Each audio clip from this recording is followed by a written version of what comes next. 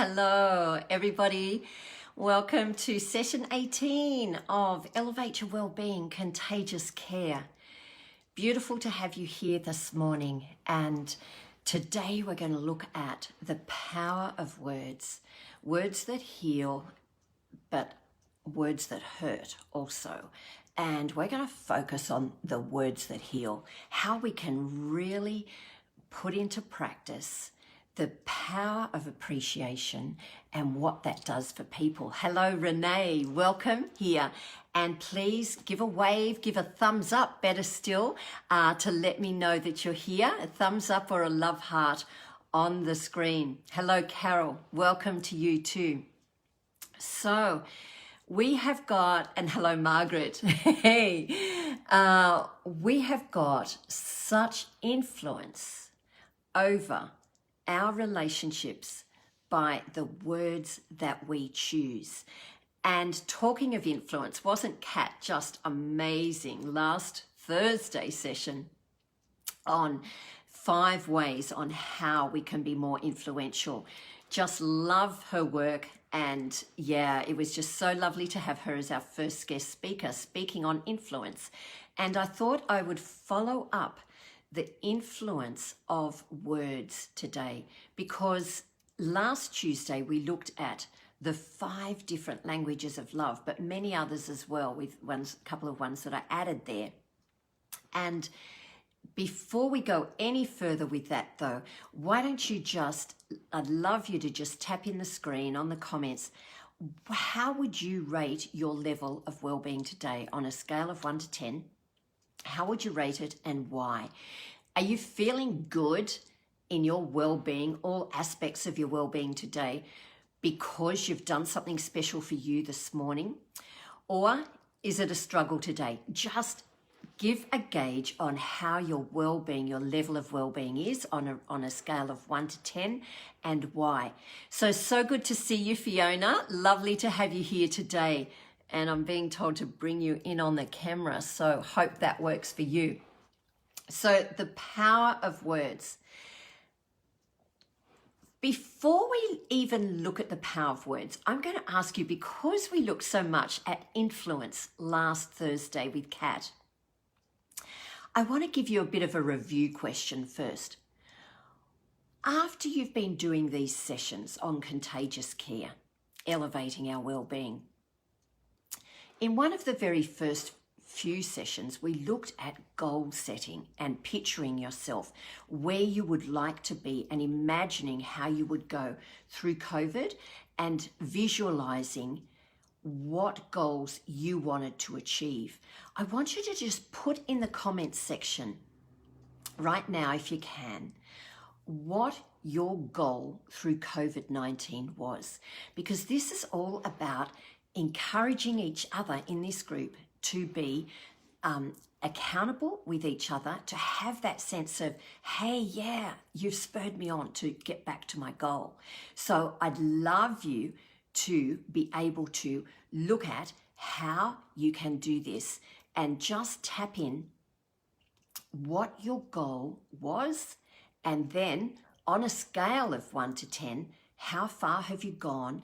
How far have you gone into achieving it? Now remember, doesn't matter about getting there to full achievement. It can take a long time. Doesn't matter about getting it perfect. We don't want to get it perfect. We just want to get it started. Okay, so let's do that review. I'm hearing from Margaret Clough and Rachel and Carol, a bit of a struggle today, a 7. Margaret, 8.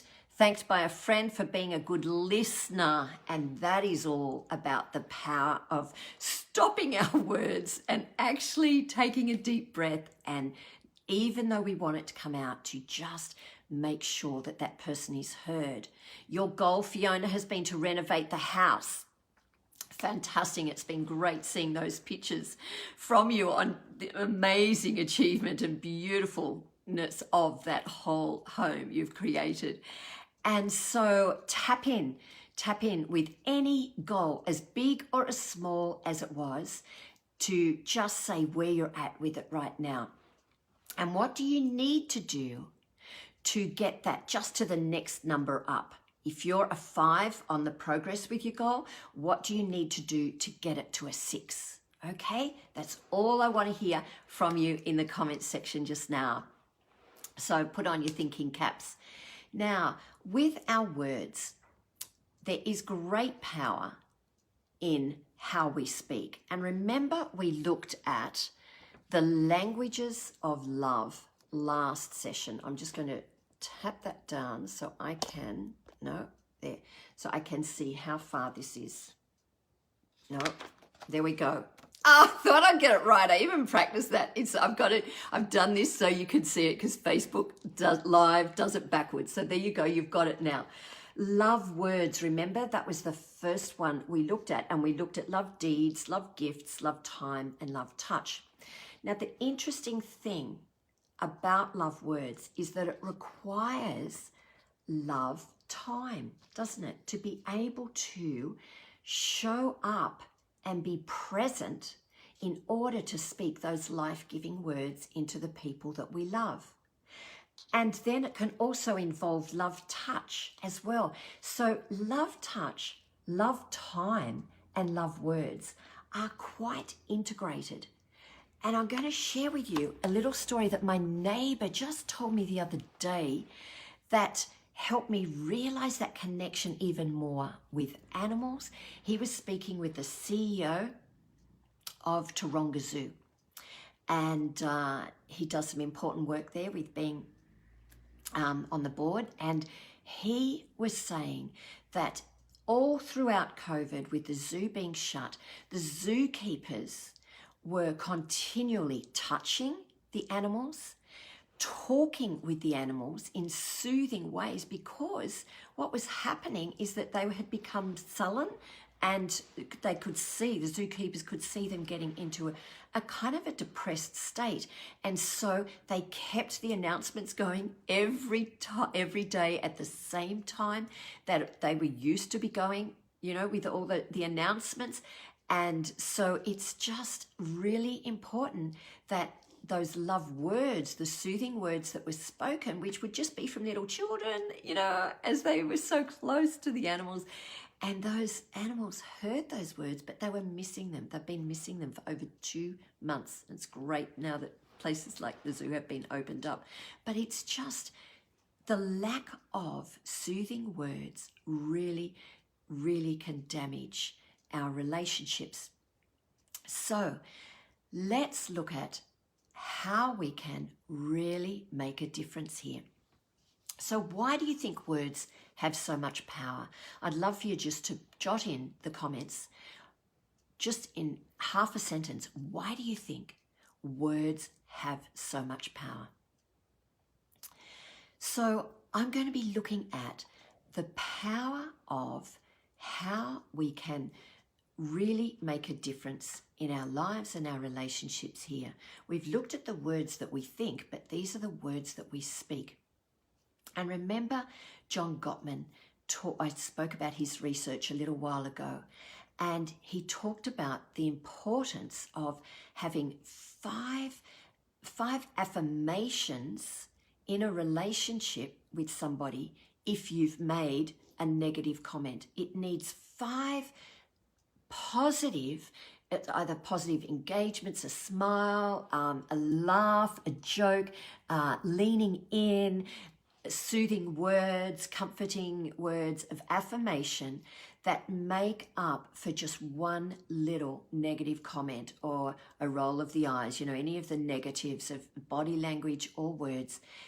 If you just make one of them, you need 5 to make up, to neutralize the relationship again. So that is really important to think about there. And I'm trying to read your comments. Here we go. So Rebecca, welcome Rebecca. Lovely to see you here. And Lisa and David, good morning.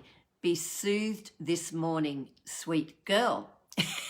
He's my sister. How sweet he's my brother, sorry. How sweet is that, David? Thank you. And Mindy, people crave good communication and connection with each other, and in a good way with good words. Thank you so much, Mindy. Really powerful there. So more on let's hear your comments of why you think words have so much power.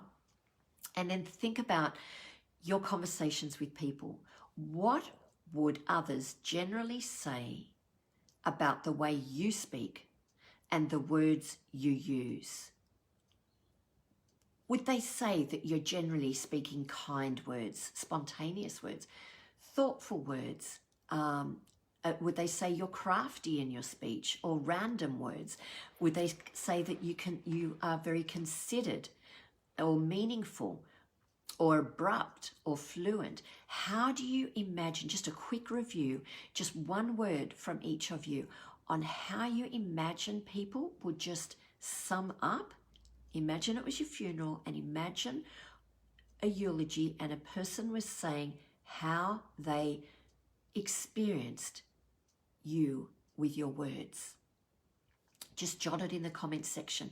It's about assessing how we are right now and looking ahead at how we want to be. Because there's a lovely little statement in Proverbs in the Bible: an anxious heart weighs a person down, but a kind word cheers them up. Pretty simple, isn't it? You see, expressing appreciation has the power to encourage people, support them, and motivate them in their life. So words are extremely influential. And we have all that power within ourselves to choose or not to choose our words carefully. Words have an incredible, powerful force all on their own.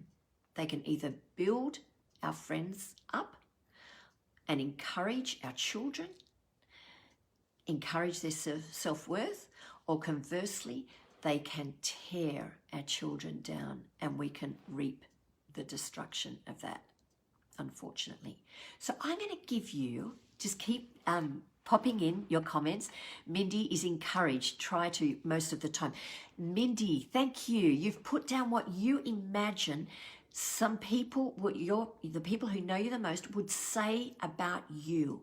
Okay, so let's hear some more of that. Rebecca, someone told me I had verbal diarrhea once. Don't think that's a good thing. Thank you, Rebecca, for your honesty. You know what?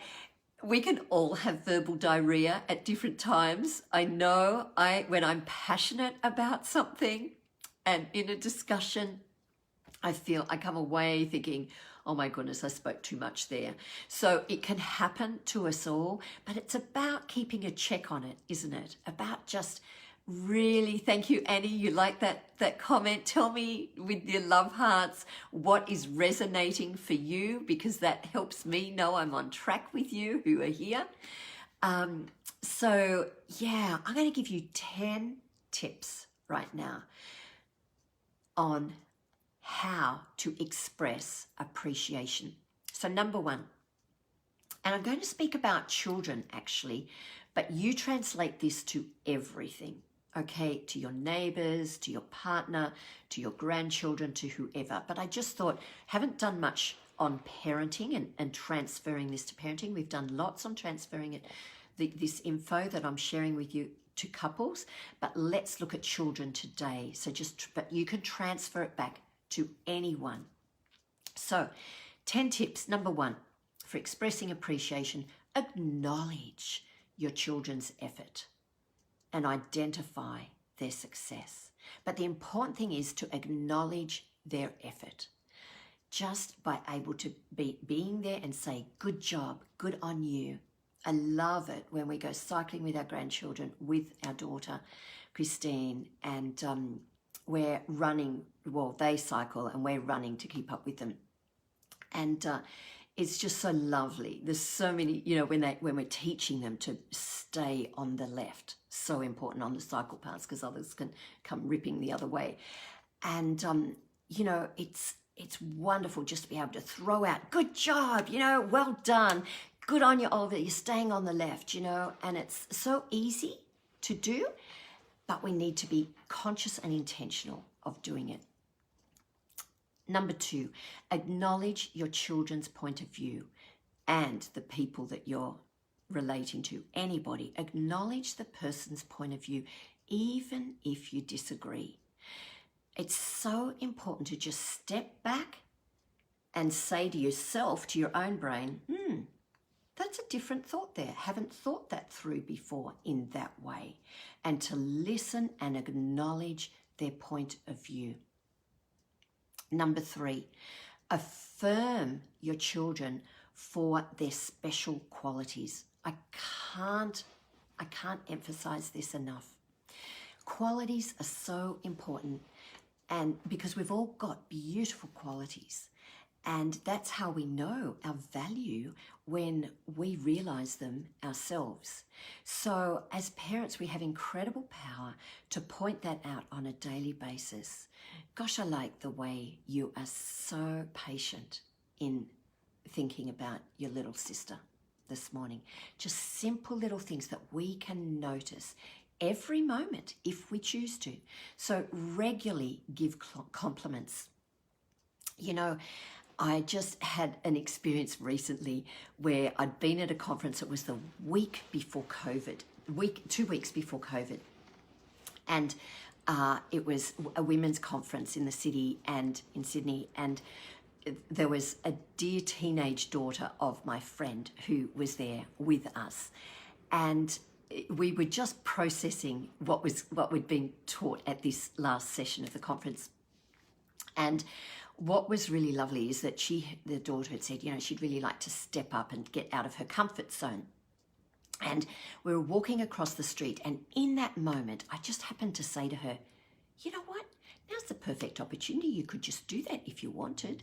And she got curious and she said, how do you mean, Heather? And I said, see those 2 gorgeous ladies over there? They looked 70, well, they looked, the way they were dressed, they looked 60, but I could tell that they were 70 or 75.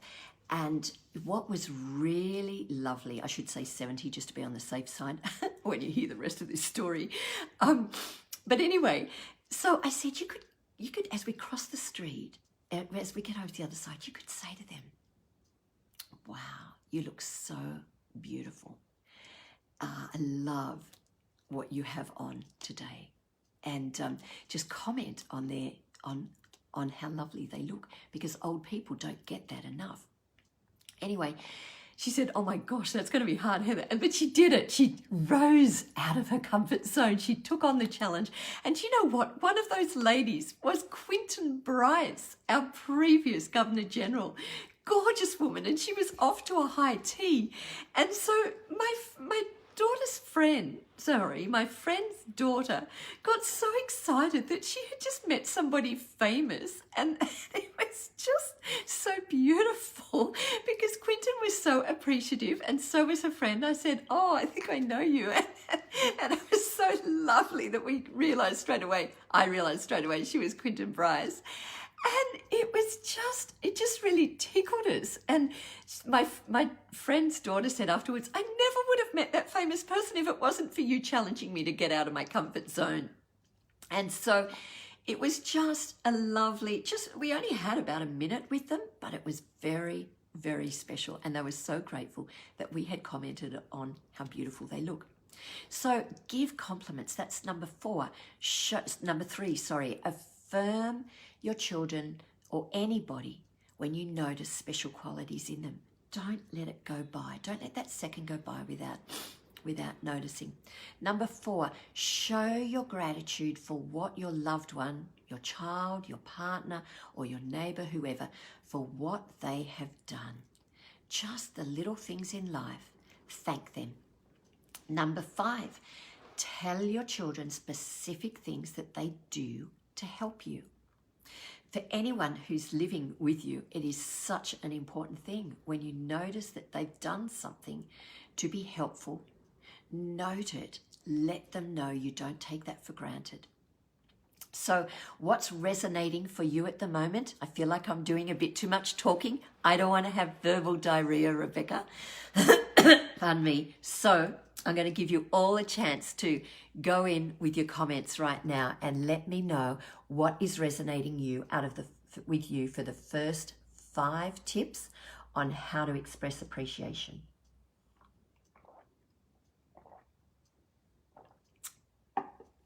Now, tip number 6. Be loving with your words. Be patient so you can have a few considered moments before you speak. Be caring, kind, and understanding. It's a no-brainer, isn't it? But remember, it was those attributes that the children that I interviewed, over 200 teenagers that I was telling you about in the Languages of Love session that we did last week. I was letting you know how they felt most loved by their parents, and those words really resonated for them when my parents were loving, when they showed care and patience and kindness and understanding. So what's resonating for you here? Number 7, ask yourself, how can I be affirming here? You see, if we ask in the moment, how can I be affirming in this key moment? No matter what you're feeling, you will go to words of appreciation and affirmation. Even in a discussion I was having the other day with somebody, and we had, it was a political discussion, and it was like we had a different opinion. And, I realized I could have said, we have such common ground to focus on that first, and then to just give a difference in opinion. So ask yourself, how can I be affirming in this moment? Because words of affirmation and appreciation draw families and people together, while criticism and complaints drive a wedge between family members and relationships that we have in the community. So that's number 7. Number 8, make requests rather than demands, particularly when we're speaking with our children or people that we're living with. Say words that are encouraging and affirming as we're making our requests. So welcome, Gina. I've just seen you on, and Rebecca has said, I'm liking all the tips. I feel I harp on the negatives way too much with my daughter. Can you add them to your page after? I'd like to go over them. Okay, thanks, Rebecca.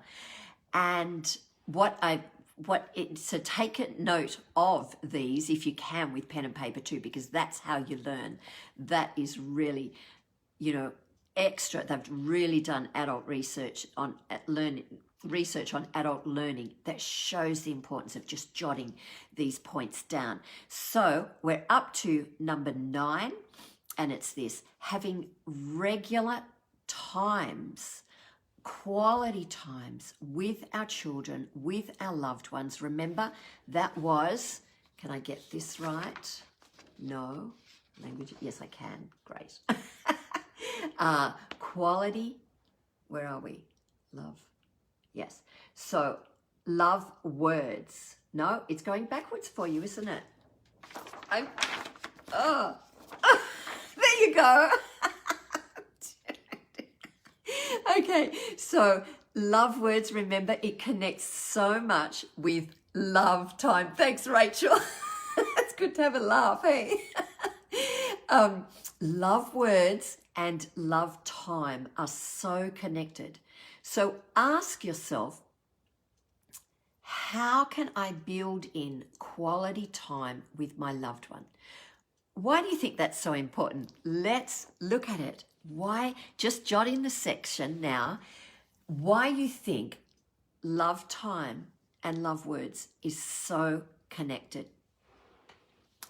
I'm going to tell you a powerful time of when I was parenting my 3 kids, and when they were really young, and from toddlers up to about the age of 6 or 7, we used to have a real pattern of having bubble baths together. It was really one-on-one, just me and one of my children at the one time.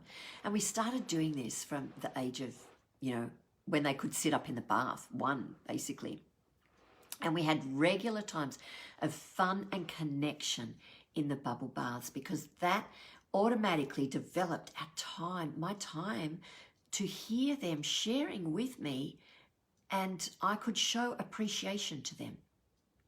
And so, because they would just be relaxed, it's like a time when children are in bed, you know, they're just so relaxed. Their whole heart is open to words of wisdom that you can put into their heart from a very young age. And their heart in a bubble bath is also open as well. Like any quality time walking together with older children is particularly special. But in the bubble baths, we had these times of connection. And I remember one particular time, it was a time when we were approaching going to a wedding, and it was a family member. It was a really important time.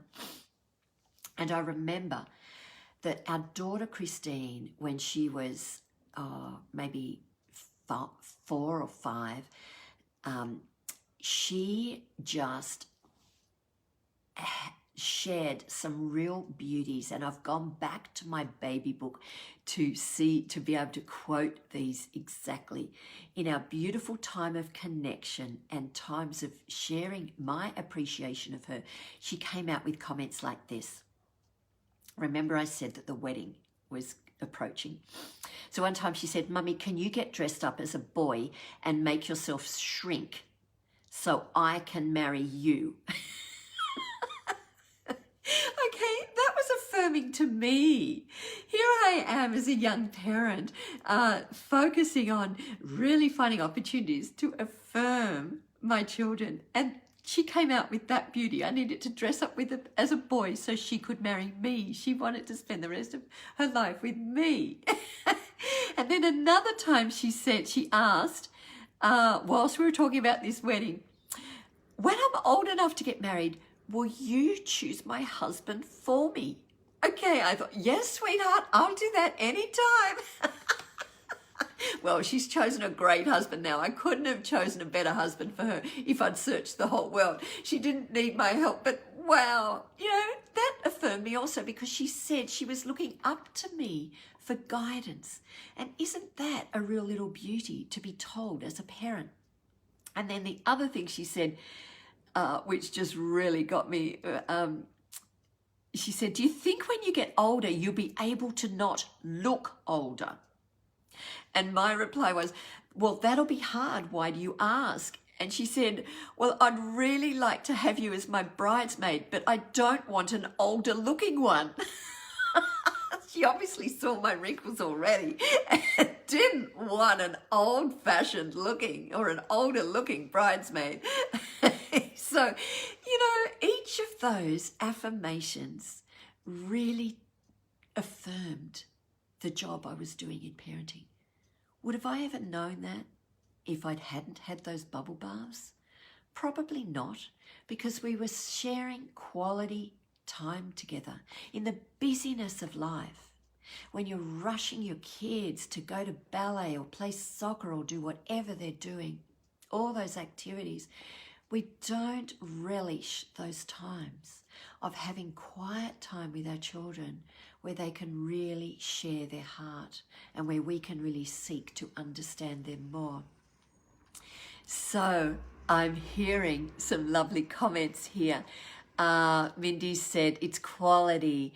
I'll just get them in order. Yes, Rebecca, started with baby on me. Sorry, we'll have to be organised next time. No worries. Great that you've got your baby there. Rachel, creating happy memories. Mindy, it's quality time and love words that are so important to you. Kristen, to create meaningful relationships. Quality time. Meaningful relationships are a byproduct of quality time and words, choosing our words well. Rachel has said that creates intimacy, having quality time. And Mindy has said, "My second-born daughter and third-born son both wanted to marry me too when they were young." It's so cute. Oh, that's so lovely to hear, Mindy. And Rachel, laughter. You're enjoying the stories. Mindy, that's too funny about the older looking bridesmaid. Yeah. Okay. So what was I up to? Point 10, I think. Yeah?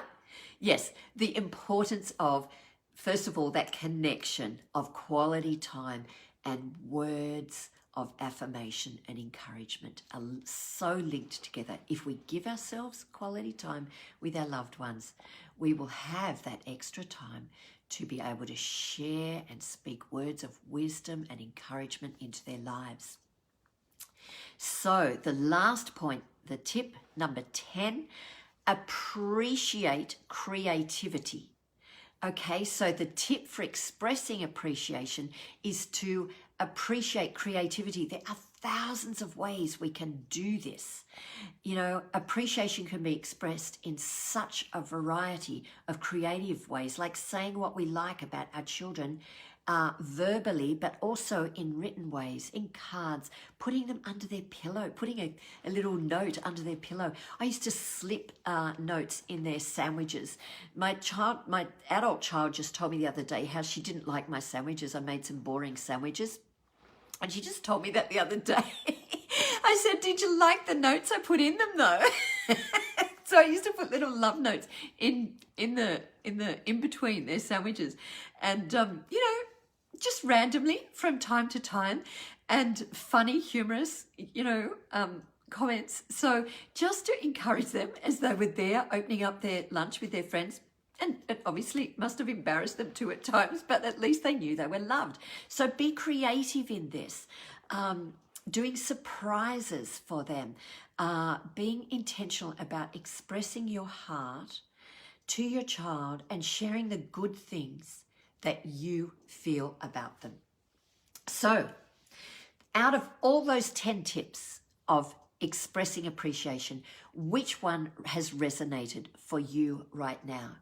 Which one is the most important to you? If you just choose one, I'd love for you to put it in the comments section so that you are actually stating what you're going to work on today. Which one will you take home today or act on today? Better still. So the power of encouraging words cannot be underestimated.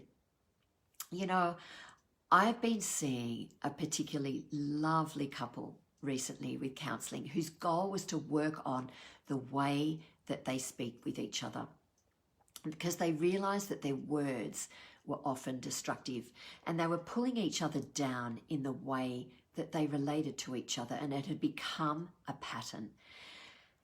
Last week, their 12-year-old son asked his mum and dad, "What has happened to you guys? You are changed. You are not speaking the way you used to with each other. How is it that you have drastically changed?" And you know what? The mother answered, because they were on a walk, the mother and son, when the son asked this, and the mother answered, "Our therapist's live videos, that's what has changed us." So these videos that you're watching now changed this couple. They would sit in the evenings to watch them together and really learn from them and take notes. And the evidence of their growth was seen in their son, by their son.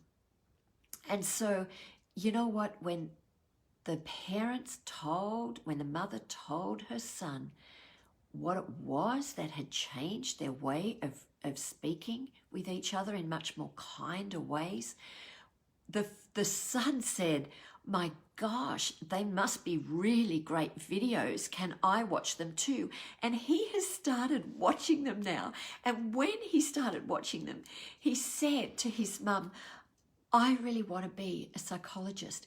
Everybody on the earth needs to hear this stuff, and I want to teach that stuff. I want to help people and let them know how important this stuff is." And the client told me this the other day, and it was just so meaningful to me that she had taken the time to share that with me. So there's two things here that are really key. I only started this Facebook Live video group, Elevate Your Wellbeing Contagious Care, because I wanted our care, your care, to be contagious with your loved ones. through COVID-19 to support you in going through a difficult season that the whole world is going through. As we've experienced losses, the challenges, and some dark times individually as you've gone through this, all I wanted to do is elevate your well-being and strengthen your relationships. But it's so lovely to hear your stories, what you've texted me with, what you're writing down here in the comments sections. And, you know, it's so lovely to get your feedback, because that's words of affirmation to me. And I'm so grateful for this group's far-reaching effects, so much further than I have ever anticipated. And I'm so humbled, and I feel really proud of all of the way in which you've made this Contagious Care group contagious. I just want to really thank you for spreading the love, and feel free to click the share button with your friends so that they can get on the group and feel the value as well. You see, because getting back to these parents with the 12-year-old son, their words were evidence to their son that something had changed. He noticed it. He mentioned what he noticed to them in an affirming way. He gave them encouraging feedback. So I ask you, what encouraging feedback can you give to somebody right now? I'd love it if you could put that in the chat box as well. If you've thought of something right this moment, write it down, because that's what you will act on when you note it down. If you can't do it right in this next hour, but if you note it down, you will do it. That's what the research shows.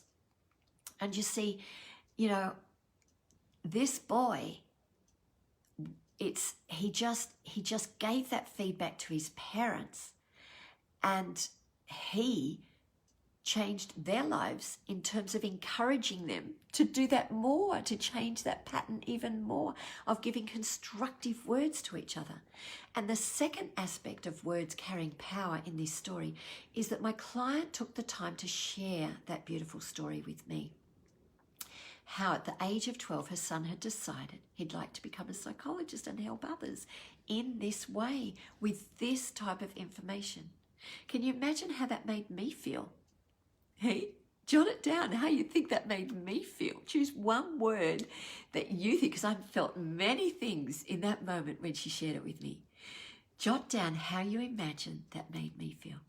Because you see, we can't underestimate the power of our words.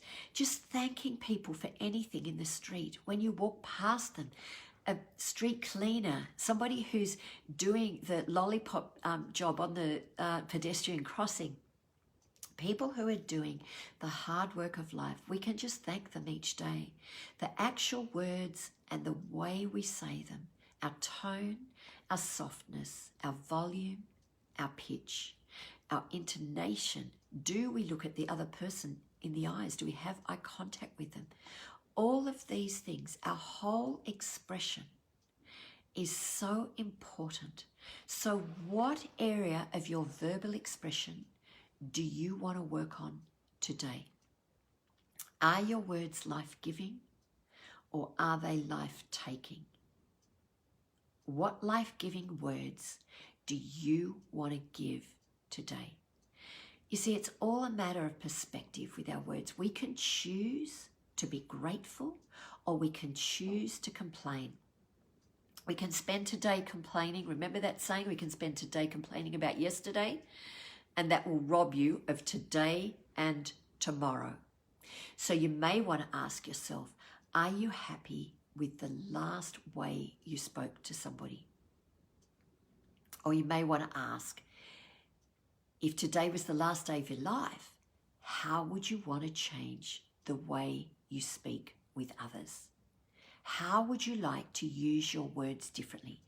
Pop it in the section in the comments. How would you like to use your words differently from today's session? What you've gained from it.